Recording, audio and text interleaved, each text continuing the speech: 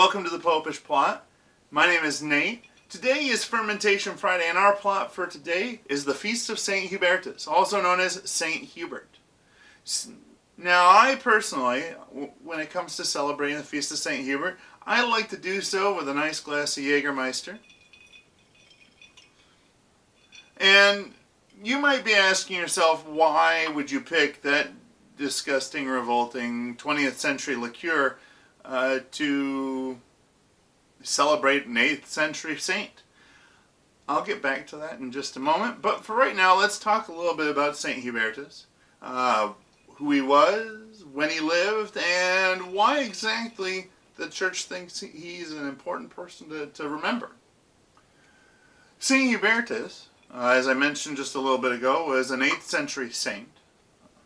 He was the Duke of Aquitaine, which is a little province in southwestern France, right along the Atlantic and the border with Spain. He's the patron saint of hunters, as well as mathematicians, opticians, and metal workers. St. Hubert really loved hunting. I mean, like, really loved hunting. He loved hunting so much that he was known for having neglecting his duties, both as a duke and as a husband, and I'd be willing to bet probably any other duties he might have had as a person. If he was given the choice of going hunting instead, he was going to go hunting. He liked hunting so much that one Good Friday, when all good Christians were going to church to worship and to reflect on the day, he decided to go hunting. Like I said, he really loved hunting. So much so that during a time when pretty much nobody was eating meat, or at least was supposed to be eating meat, he was going out and killing more deer. Probably any other game he could find that would give him sport. Anyways, while he was out hunting that day, he came across a deer with a magnificent set of antlers. He chased it down, he cornered it, and just as he was about to go and kill it, the deer turned around, and there, within the antlers, was a vision of the crucifixion. This probably would have been enough to give anybody pause.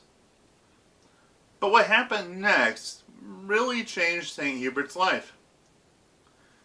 The vision spoke to him. Specifically, Jesus, on the cross, in the deer's antlers, spoke to him. Told him that if he did not change his ways and turn his life round to God, he was going to die and go to hell. St. Hubert asked the vision what it was that he should do, and he was told to seek out Saint Lambert, who was the Bishop of Maastricht. He would later become known as Saint Lambert. And being at least a moderately God-fearing man. Well, there was the talking Jesus deer. He went and he did exactly that. He sought out Lambert, who was the Bishop of Maastricht, which is a city in what would come to be the Netherlands. So he went cross-country on the orders of Jesus. And when he arrived, St. Lambert took him in, became his spiritual director, and helped teach him how to live a more godly life. Shortly after this, his wife died in childbirth, and this event really cemented the change that was working in his life, because he gave up his birthright as Duke of Aquitaine to his younger brother. He also gave over the guardianship of his infant son to his brother so that he could be taken care of. He took all of his personal wealth and gave it to the poor, and then went back to Maastricht to continue his studies and to seek to become a priest.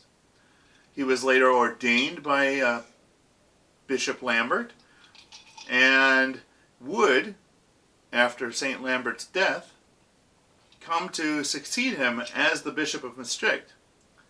When the see of Maastricht was then moved to Liège in France, he along with the remains of St. Lambert, went with it, and he became the first bishop of the city of Liege. Now, as for why I choose to celebrate with Jaegermeister, a few interesting little facts. First off, I do not think it is a detestable liqueur. I actually quite enjoy the flavor. It's best very, very cold. It is what they call a digestif, which is an after-dinner kind of drink. It's made to help settle your stomach and help you digest your food a little more easily. It's one of a variety of liqueurs that are common through Eastern and Central Europe. It's an herbal liqueur, so it's got a very diverse flavor.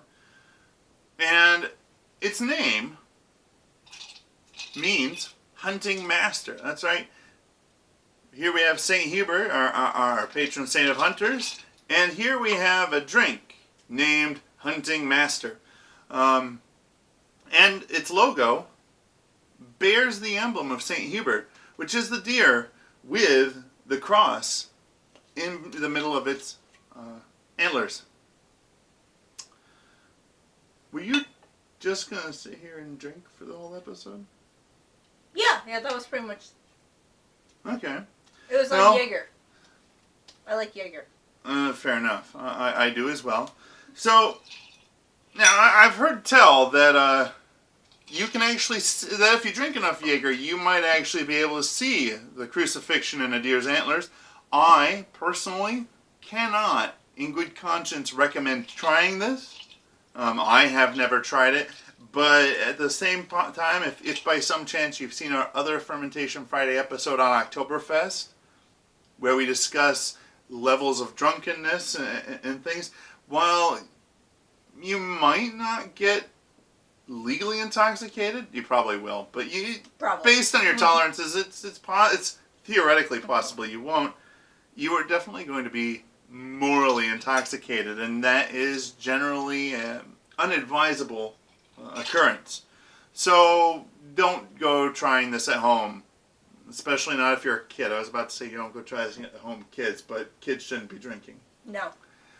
So anyway, I'm pretty sure most kids will hate this. Oh, they would hate it. It's not a kid flavor. It's an acquired taste. You really got to kind of learn to enjoy it. Unless you're like me and the first time you had it, you thought, wow, this stuff tastes really good. I don't know why everybody talks so bad about it. But I like bitter. Anyways, that really brings us to the end of our show. If you enjoyed this episode, please hit the like button below. If you want to see more shows or more episodes from our show, hit the subscribe button. It'll make them easier to find. And feel free to hit that notification bell so that you'll be notified when new episodes come out. If in the comments below, if you have never actually noticed that there is a cross in the antlers of a deer on the cover of a bottle of Jaegermeister, please feel free to let us know. Or the fact that it means Huntmaster. Or the fact that it means Huntmaster. If you've learned something about Jaegermeister, please feel free to let us know in the comments below. And also let us know if by some chance you have ever consumed enough Jaegermeister to see the crucifixion in the antlers of a deer.